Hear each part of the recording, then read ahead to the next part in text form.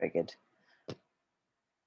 Hello, everyone, and welcome to Come Fund Me, the series where we talk to trans and non-binary people about their fundraisers to help navigate the rather complicated and expensive lives we lead. This is Vyrthandi. Say hello. Hi, how's it going, Etienne? It's good. It's a very warm Saturday here in the UK. When I got into my car earlier, my car said it was 34, which is kind of like unheard of crazy on this little island. Yeah.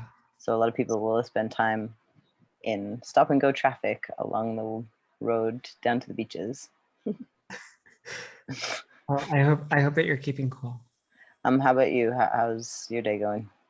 I'm very well. I've been so lazy today, but it's fine. Okay. I need a lazy day. Yeah. Oh Yeah. yes, lazy days are good. Yeah. So you know that the show is to help people raise funds because we see a lot of fundraisers, and what it felt like it was missing to me was the opportunity for people to talk about who they are and why they're doing what they're doing. Yeah. So what is it that you're raising money for? So I am currently raising money for facial feminization surgery. We generally just refer to that as FFS. And that is a combination of different surgical procedures that together help feminize the appearance of the face. I'm a transgender woman, if that wasn't clear already. And so I have gone through, unfortunately, well, I'm in my second puberty right now, but my first puberty left me with some changes to my facial structure that require surgical interventions to change. So in the case of my particular facial feminization surgery, what we're aiming for is a brow contour and um, like brow lift, and then also a rhinoplasty, some facial fat removal. Just I gained some female facial fat, but so some of the rest of it just didn't come off that should have. And then also a tracheal shave and some hair grafts. I do a fairly good job, I think, of hiding some like the loss that I've had up in my widow's peak. So those are the things that the surgeon and I talked about in consultation that he thought and I thought would be effective in reducing some of the damage of going through the wrong puberty. So I think you've sort of started on my next question there. In reducing some of the damage caused by the first puberty, but why is it that FFS is so important to you? Well, so for a lot of trans women and trans femmes, we find that like people will talk about the surgery, like all capitals, right? And they a lot of I think cisgender people often think that like the most important surgery is the one that happens between your legs, and I mean it's nice, it's important, but for the most part, the way that I interact with the world, most people don't see my genitals. What they see is my face, right? Um, at least I would hope, right? Unless if I'm doing things terribly wrong, which I don't think I am. So I generally try to make sure that before I leave the house, I say generally, I always have makeup on before I go out the door. Even if I'm going to check the mail, even if I'm just going to get in the car and maybe like go and drop off the recycling and I shouldn't have any human interactions. Like um, I kind of agonize over my appearance in a way that's just a little bit too much. uh, and so with facial feminization, the reason why we want that surgery, the reason why it might be more important to us than what's sometimes called bottom surgery is because it affects everything.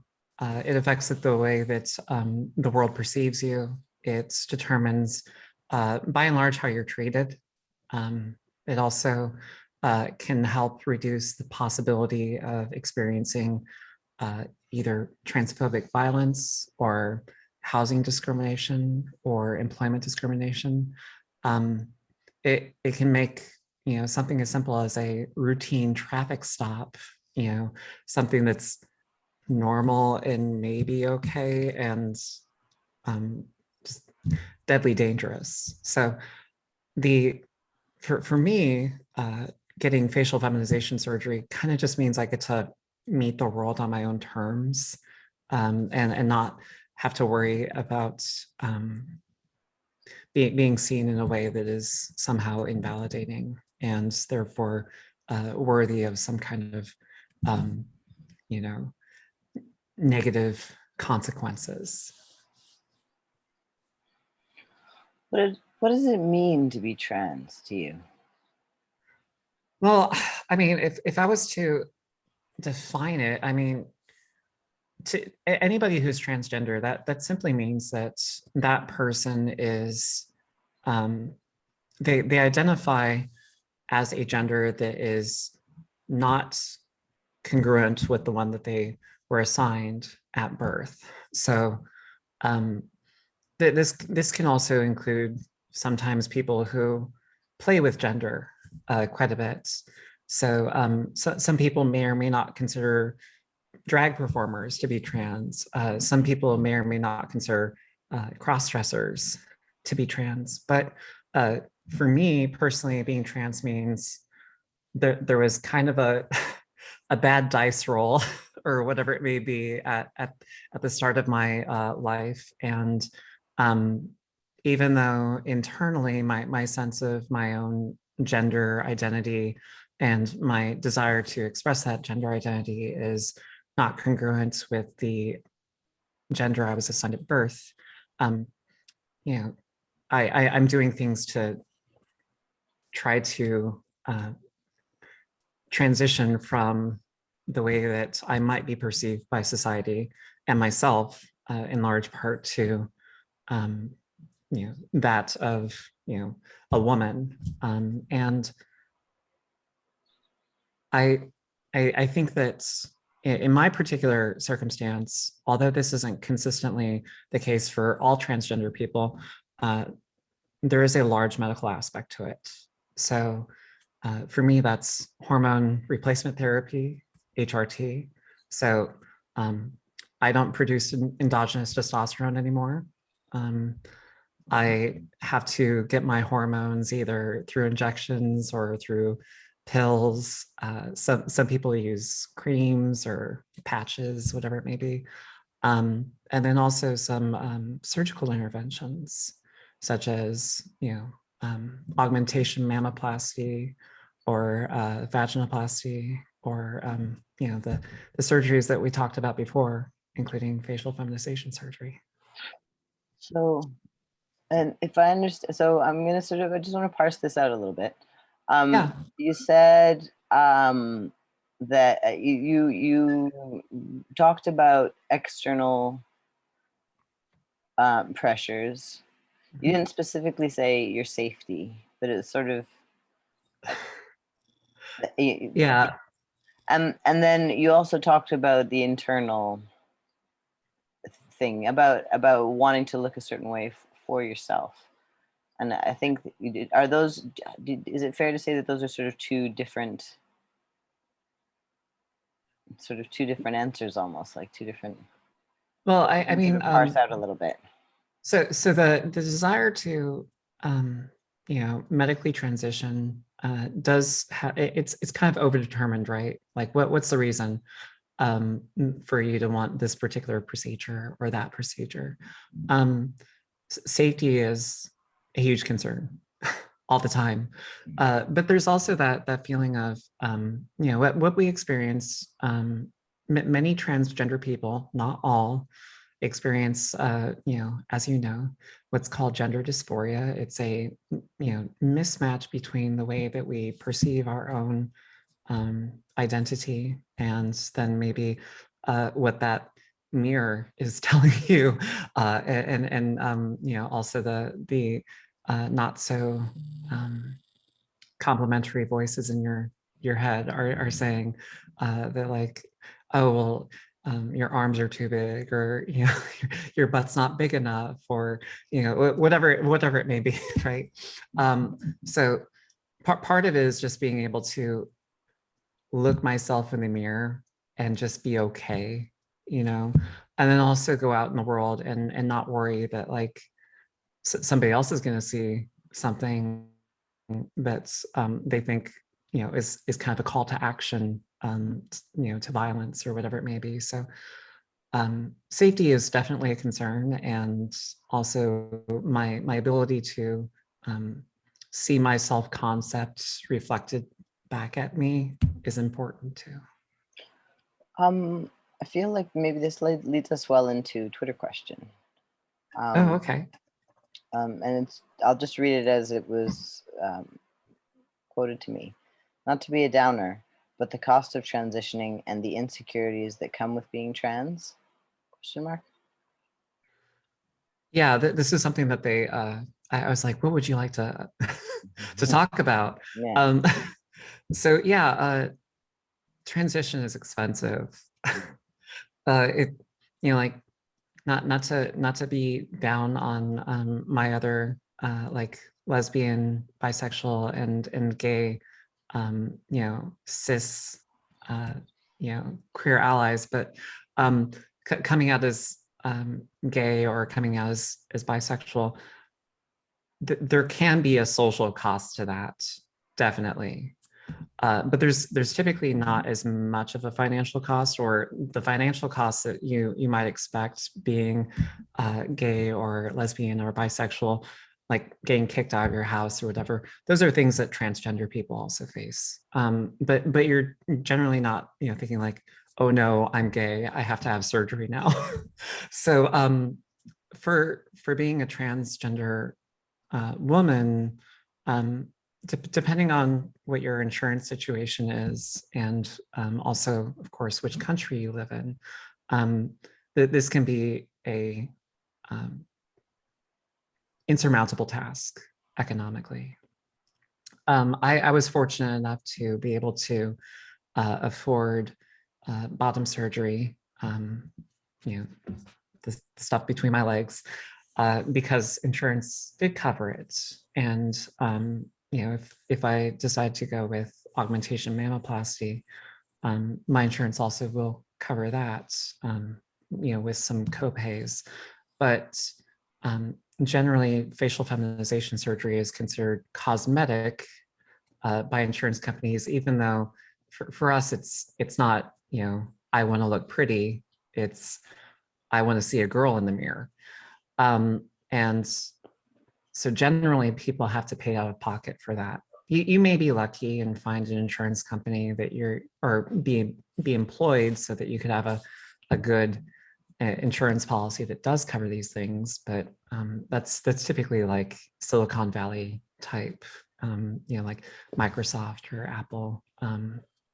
But even without surgeries, the cost, just maintenance cost of being trans is significant. I was trying to figure out earlier how much my hormones have costed me yearly, and I know it's well in excess of $500, and I think I spent like somewhere around $800 just on prescriptions last year. So it's a lot. And then I think there's a second part of that question, the what was it, Insecurities. The insecurities. insecurities. Yeah. Yeah, insecurities. Being afraid to be around even your own family at times, especially extended family. Going to family functions, reunions. how is that going to work out? Are, these people who've known you forever, are they going to be safe to be around? Dating, am I going to be seen for who I am, or am I going to be seen as lesser than, or just somebody's fetish, right? Um, a lot of insecurity obviously has to do with the way that you perceive yourself physically, and I can attest that, for example, having bottom surgery made it so that my insecurities about my you know genital configuration, those are gone now. So for a lot of this, the surgical interventions can help a lot to alleviate at least the way that you're perceived. Like, people can, decide to have like a philosophical discussion as to whether or not transgender women are women, which they are. But I think a lot of these people are easily shut down by the aesthetic argument just right there in their face. Like, oh, well, you can't argue that's a woman right there, It's a shame though that we have to frame the argument that way. Hopefully we'll get to a point where we won't have to conform to anyone's idea of who we should be at all. Yeah. But our own. Well, I mean, not Yeah. even conform to ourselves, just express ourselves and be who we are. That's Well, and my ultimately, I want stuff like this to be unnecessary. I don't think in a perfect world, transgender people would have to go to like a GoFundMe type situation to get healthcare. They just get healthcare. Yeah. And you wouldn't have to try to make a case for yourself. It would already be understood. Like, this is, if this is what you want, or what you need, then that's how this should be handled. Yeah, definitely. Yeah. I would agree, for sure. So we talked about that you have had bottom surgery. We talked about that you have been on hormones. Can you say to someone who wouldn't know what it was like to be on hormones, maybe who was thinking about going on hormones, or who was just wanting to understand better what that was like for you, is like for you? Okay, so hormones and hormone replacement therapy have saved my life. So I came out to myself finally in January of 2021, and I counted the days. It was 19 days between, like, oh no, I'm trans, to the day that I started on estrogen. There are these little blue tablets that we start on. They're sublingual. Some people, they don't take long to dissolve. For me, they took forever. But and then also an anti-androgen to get rid of the testosterone. So for me, it was no longer feeling those weird sensations that I would get from testosterone that, like, for other people, it's life-saving, it's wonderful, it's, fantastic. But for me, it was like my body's like, this is not right. and I think that it's not entirely incorrect for many people who have to seek medical intervention in transition, to say that we experience something akin to an endocrine disorder, where like my body is producing testosterone, but my hormone receptors are like, what is this stuff? I guess we'll just deal with it. Anyway, hormones change a lot. They don't change everything, but they can change quite a lot. For people like me who are transitioning either on, some people sometimes say male to female. Not a lot of people like that.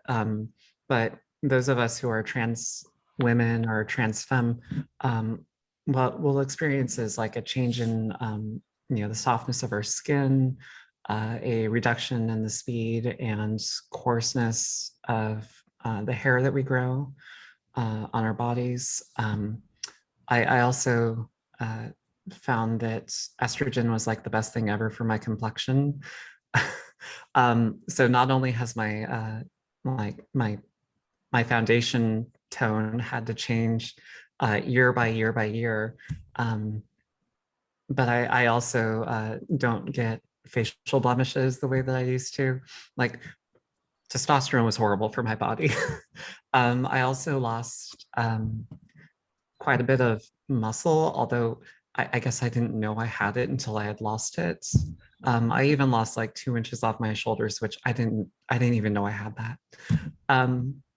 Other changes, emotional changes. I feel, I think a wider or more nuanced spectrum of emotions. My sads are just a little bit sadder. My happies are just a little bit happier. But there's little points, between those two extremes that are just a little bit more rich now. Similarly, I guess I compare it to the fact that I can now see slighter variations in color than I was able to before. So it does have like neurological effects as well. I swear I couldn't smell or taste things as well. Yeah, I smell things a lot better, like, which is it's a double-edged sword, right? Like I was enjoying it actually. I was like, I don't need to smell that. Yeah, and the other thing is like now I don't smell like myself smelling like man smells, which I'm very glad to get rid of that. Although I'm sure you have a wonderful musky odor to yourself, which is probably just delightful. But my smell was not for me. Yeah, I get you. I guess a couple of other things. I get colder than I used to. There was some fat redistribution on my body. My body looks more like a cisgender woman than a cisgender man at this point. And I also this is like the biggest surprise. Between the ages of 27, or I'm sorry, 25 and 37, I'd wear sunglasses like all the time, like in all lighting conditions. The screen right now that I'm looking at, like I wouldn't have been able to handle it without sunglasses. And after being on hormones for about a year, I realized like the light wasn't hurting anymore. Because otherwise I used to get horrible migraines, and I was trying to figure out like what's this all about. And talking with some of the neurodivergent transgender you know people on Twitter, they're like, oh yeah, testosterone makes you have worse migraines, worse headaches. And so I guess there was something that testosterone was doing in order to make it hard for me to just even allow people to see my eyes. Wow, that's intense. Yeah. As a metaphor and as an occurrence. Have you talked to other people who have experienced that as well, who have taken? Yeah. Some people are just like, oh, I never even put it together, but yeah, I don't have to wear glasses as much, or the light doesn't hurt as much as it used to. Who would have thought? Yeah. And who's studying, I wonder? I have no idea. It's an interesting journey that we go through, because we get to sort of have a more overarching view necessarily. We have to we're crossing a bridge for some of us, and others, are existing anywhere along the human spectrum, for some stuff. But so in any case, you're seeing a different perspective than anyone who only ever stays at one end or the other of the bridge. Yeah, definitely. Well, you know, I get to know in some ways what it's like, at least to operate male equipment and to have like the male, you know, or the endogenous hormones of a man, and then be like, oh yeah, the testosterone was like dark magic or whatever. Like, and now progesterone is just like, I'm sorry, I'm gonna have to lay on the kitchen floor for the next couple of hours because that woman was just so beautiful. I can't help it. So yeah, I get to appreciate the breadth of my human experience. And it's funny because like then I can also I spend a lot of time on Twitter just like trying to educate based on my own experience. But a couple of weeks ago, I was explaining like this is what progesterone libidos. This is what it feels like. This is what it does to you. And I had cisgender women who I'd never talked with coming out of the woodwork, like, oh my God, I could never describe it before, but this is exactly what it's like. And you know, like, first of all, that's affirming, right? You know, that even cisgender women are like, yeah, that's what progesterone type libido feels like. But then other trans women, you know, maybe who haven't started progesterone yet, it's generally something that we start like 9 to 12 months in, if our physicians will actually prescribe it to us. Just letting them know, like, this is what you might be able to expect. You know, everybody's we always say your mileage may vary, but well, and I mean, there's I a was great diversity in cis women as well in yeah. their experience. We're all just, yeah, that's the thing. I think maybe one of the first things that I came to learn was how small the distance is, you Yeah, know, that we're all more human than anything else. I think yeah. that's one of the first things I learned. Well, and it's also really interesting to have those kind of like opposite experiences, or you know, like going in the opposite direction of other individuals such as yourself, where maybe I'm casting off these things, and at the same time you're picking them up and you're putting them on, and Yeah. so um, yeah, And casting off the things that now you are, proselytizing, because for me, yeah. it, yeah, definitely. um, so then how about, sorry, I feel like we're sort of jumping around a little bit because I'm going Oh to no, take you back to, that's how my mind works. no, it's brilliant, mine too. It probably doesn't help. You had bottom surgery. Now, how has that impacted your life? Uh, it's been wonderful. So I am one day short of 5 months past my surgery. Um, I, I tend to, as I was saying before, try to educate people, especially in my own community, about like, you know, things based on my own experience. So I I tweeted quite extensively um, about my experience with bottom surgery, and you know, I had some complications after the fact with some infections, but um, I I can now look at myself in the mirror like naked and not have to avert my eyes anymore. I used to go to the bathroom, you know, and just like figure out how my field of vision would just never allow me to see any of that, or you know, even in the shower, maybe even shaving in the shower, where I was able to, you know, put that out of mind, and you know, even during sex. So it's got to the point now where I'm not um, constantly avoiding, you know, my own body for my own mental health. And it's very liberating, and you know, obviously affirming that I don't have to look down and see something that feels like it undermines my sense of self.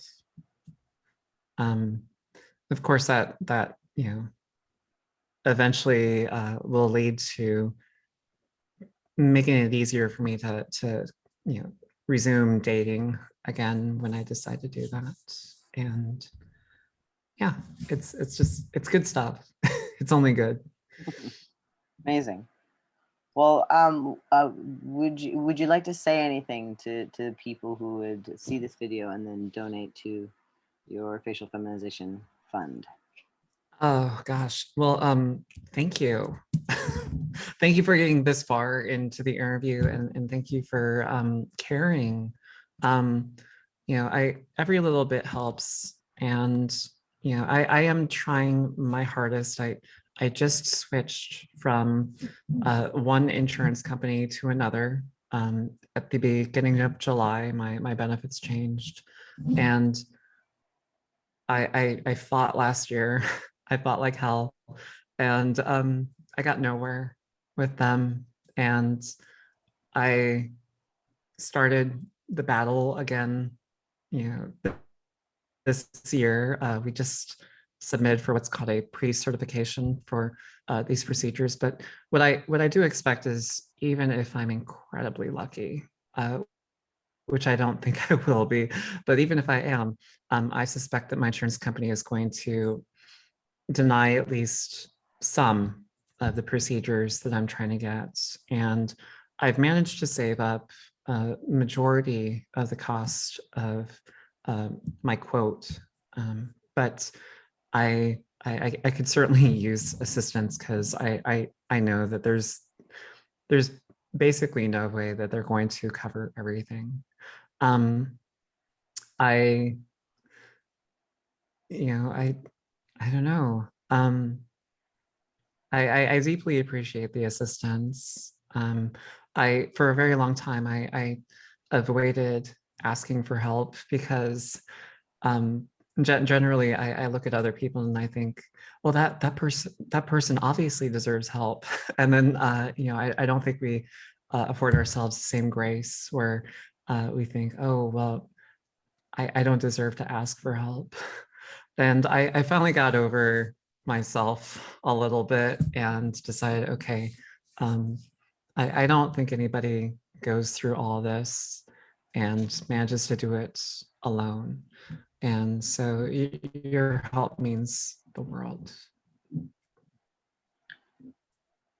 That's lovely. I also wanted to ask you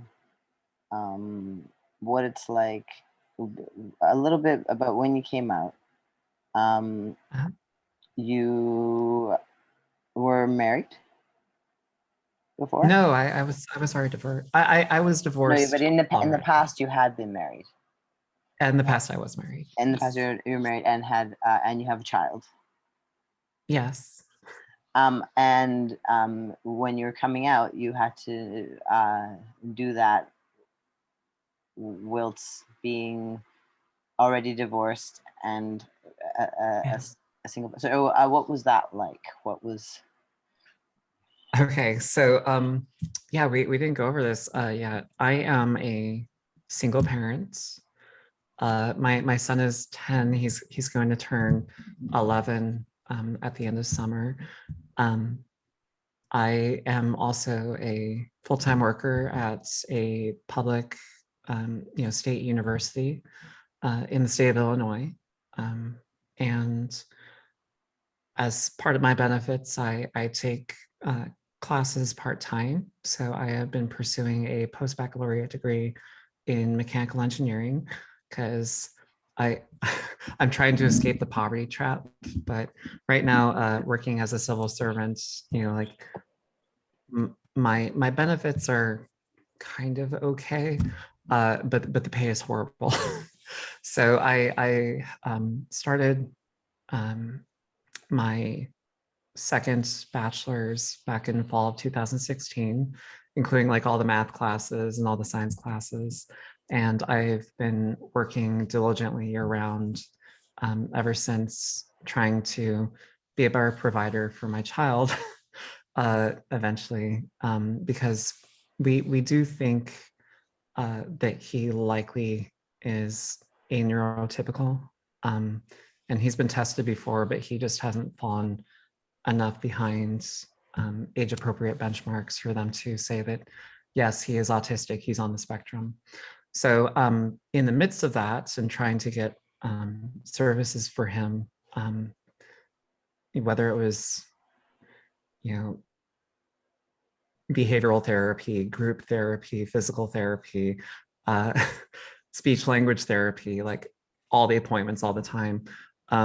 In 2019, early 2019, I was basically almost at rock bottom with my own life. Like I was doing everything I could to survive and to be there for him, but I wasn't really living my life for myself at all.